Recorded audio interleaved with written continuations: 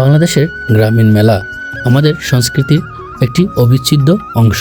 এই মেলাগুলো গ্রামের মানুষের জন্য বিনোদনের প্রধান মাধ্যম এবং গ্রামীণ অর্থনীতির একটি গুরুত্বপূর্ণ উপাদান। এক সময় গ্রামেগঞ্জে মেলা বসলে তা ছিল এক অন্যরকম উৎসবের আমেজ।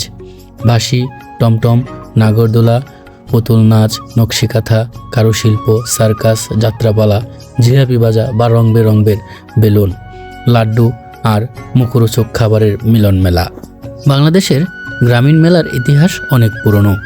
বলা হয় থাকে যে পলাশী যুদ্ধের পর থেকে বাংলাদেশের জমিদার ও নীলকররা গ্রামীণ মেলার প্রচলন শুরু করেছিল।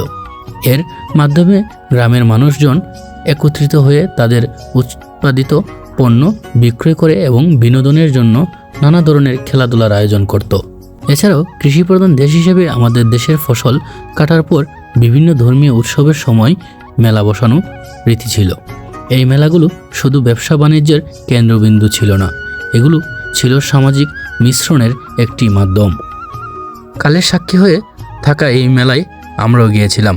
এই মেলাটি হলো মাধবপুর উপজেলার চৌমুনি ইউনিয়নের একটি গ্রামে। ভেলাপুর গ্রামের পাশে এই পাঁচপীর মাজারের এই মেলা। এই মেলা বছরে একবার হয়, থাকে 7 দিন। এই মেলায় বিভিন্ন ধরনের আচার অনুষ্ঠানে ভরপুর থাকে মানুষ, যেমন সার্কাস, তাছাড়া জাদু, বাউল গান, সব কিছু মিলিয়ে এই মেলায় মানুষের অনেক ঢল নামে। মেলায় বিভিন্ন ধরনের রং বেরঙের প্রসাধনী থাকে, তাছাড়াও থাকে চুড়ি, কানের দুল, হাতের ভালা কিংবা বাচ্চাদের খেলনার জিনিস ভরপুর থাকে চারিদিকে। তাছাড়াও থাকে মেলাতে বিভিন্ন ধরনের মুখরোচক খাবার।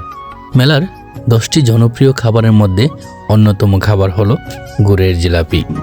চারিদিকে মানুষ ঘোরাফেরা করে আবার চলে আসে এই গুড়ের জিলাপির স্টলে। এখানে চাচা খুব মনোযোগ দিয়ে গুড়ের জিলাপি তৈরি করছে। প্রতিদিন এই গুড়ের জিলাপি তার কাছ থেকে শোনা যায় যে কয়েক মন গুড়ের জিলাপি বিক্রি করে এই দোকানে।